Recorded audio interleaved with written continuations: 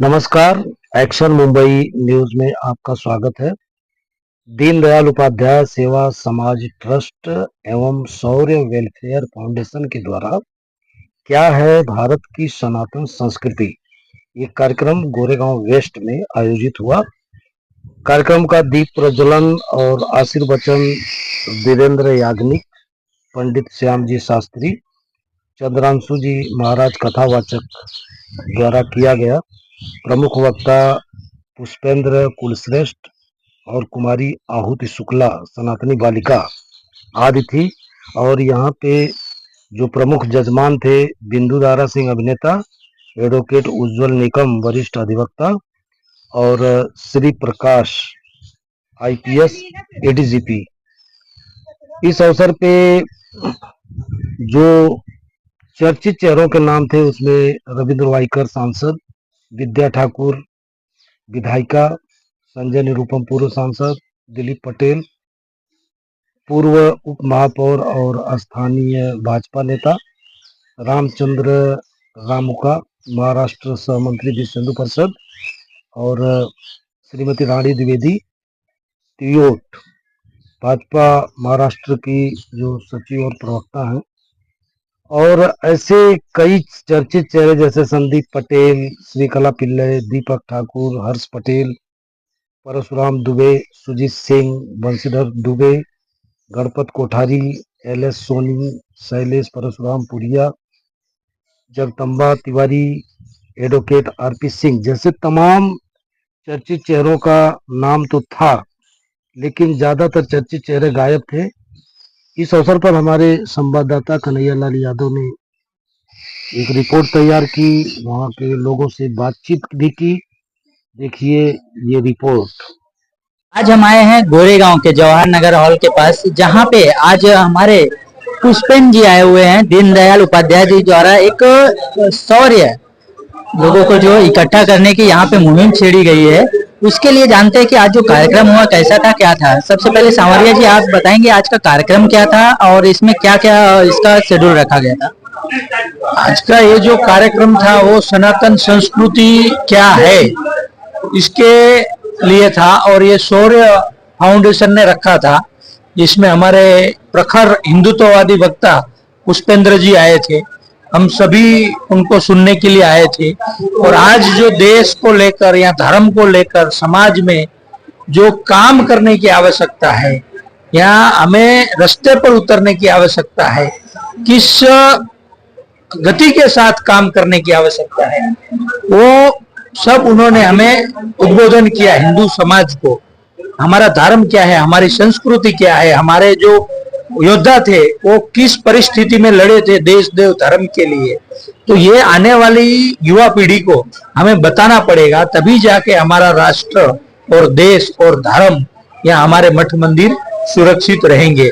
अभी 500 साल के बाद राम मंदिर बन गया, फिर कोई उसको बाबर आके तोड़ेगा नहीं, उसकी क्या गारंटी है।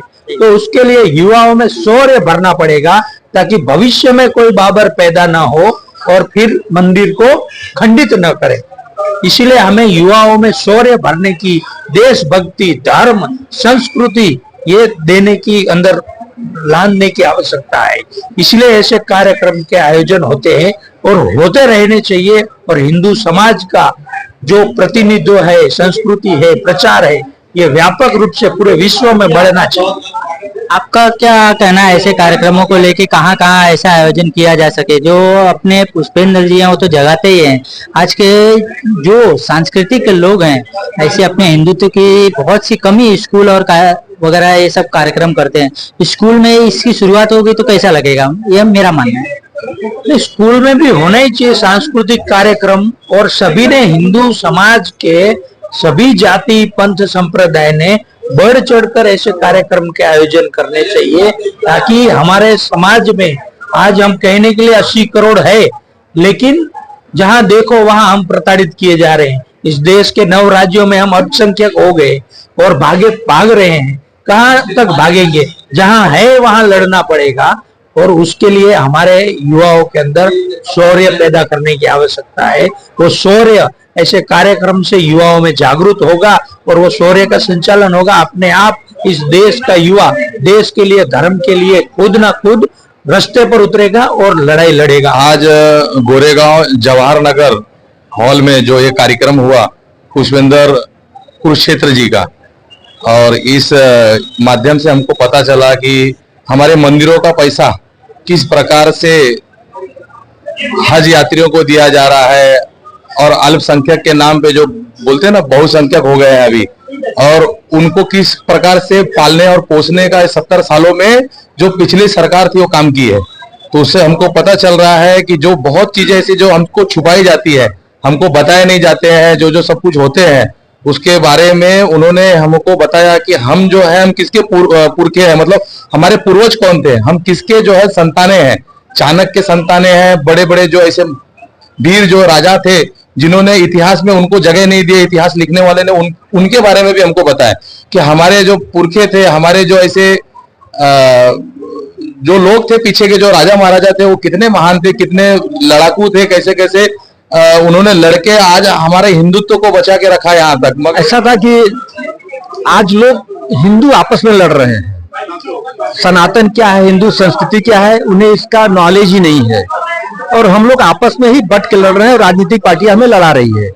तो हमें आज ऐसे पुष्पेन जैसे लोगों की जरूरत है जो हमें ये बताए सनातन धर्म के संगठन, और इसके बाद हमें लोग कैसे कमजोर कर रहे हैं। आज नहीं, 60-70 साल से जो कांग्रेस पार्टी सनातन धर्म को धीरे धीरे कमजोर कर रही थी, ऐसे विद्वान लोग जब आएंगे तो हम लोगों की आंखें खुलेगी, हम लोग उसके बारे में जानेंगे। आप इस कार्यक्रम को लेके किस तरह से माहौल बनाए, कैसे लोगों को एकजुट किए, कुछ बताएंगे आप? देखिए, आज जब से मोदी जी आए हैं, अब आज सनातन के लोग जाग गए हैं। अब ऐसा नहीं रह गया, हम लोग थोड़े से मेहनत किए, सभी लोग स्वेच्छा से अपनी खुशी से इस कार्यक्रम में आए। अभी देखिए, कविता पांडे जी कल्याण से आई है इस कार्यक्रम में, ऐसा नहीं कि मैंने फोर्स किया, लोग स्वेच्छा से आए हुए हैं पुष्पेन जी को सुनने के लिए, सनातन को जानने के लिए। इस कार्यक्रम का आपका रिस्पांस कैसा रहा और आपको कैसा लगा इस कार्यक्रम को करके? बहुत बढ़िया।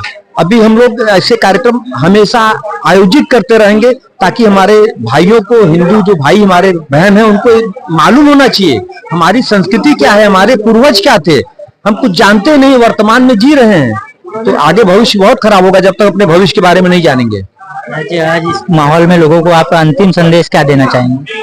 हम चाहते हैं कि हिंदू सभी एक है, चाहे सिख हो, बौद्ध हो, जैन हो, हम सभी एक हैं। न कोई ब्राह्मण है, न कोई ठाकुर है, न कोई यादव है, सब हिंदू हैं। तो ऐसे माहौल में भी आप यूपी में एक घटना घटी, उस घटना को लेके आप क्या कहेंगे? कि जो हो रहा है बहुत गलत हो रहा है, और इसको राजनीतिक लोग तूल देके अपनी राजनीतिक रोटियां सेक रहे हैं, उस विषय में हम लोग नहीं जाएंगे। बहुत बहुत धन्यवाद। अच्छा, यहाँ पे वक्तव्य दिए, आपको ऐसे कार्यक्रम कहाँ कहाँ जाने को मिलता है और कैसा लगता है ऐसे कार्यक्रम करके? मेरे बहुत सारे अलग अलग जगहों पे कार्यक्रम रहते हैं और मुझे बहुत अच्छा लगता है, क्योंकि मैं जाती हूँ, सबसे बात करती हूँ, और मुझे इस बात की खुशी होती है कि सभी को मेरी बात अच्छी लगती है और समझ में आती है, और बाकी लोगों की भी बातें सुनने से बहुत कुछ सीखने को मिलता है। आज जो आपने यहाँ पे वक्तव्य दिया हिंदू संस्कृति के बारे में और सब चीजों के बारे में, आज यहाँ पे जो माहौल था कैसा था? बहुत अच्छा। और कुछ कहेंगे यहाँ के लेके? यहाँ परिचय दीजिए, कहाँ से हैं, क्या है? मेरा नाम आहुति शुक्ला है, मैं अयोध्या वासी हूँ और मेरी उम्र मात्र 9 वर्ष है। मैं यहाँ आई, यहाँ का माहौल और सबके बीच बोलना बहुत अच्छा लगा, सबसे मिलना और सबकी बातें सुनना भी बहुत अच्छा लगा। बहुत कुछ सीखने को मिला, बहुत कुछ यहाँ से मैं लेके भी जाऊंगी और कुछ यहाँ छोड़ के भी जाऊंगी। अयोध्या में और यहाँ में क्या फर्क लग रहा है आपको? अयोध्या और मुंबई में कुछ फर्क लग रहा है? हाँ, हमारे अयोध्या में भगवान श्री राम थे, जितना वहाँ उनका था यहाँ शिवाजी का है। शिवाजी के बारे में बहुत कुछ सीखेंगे, अभी तो रहना है।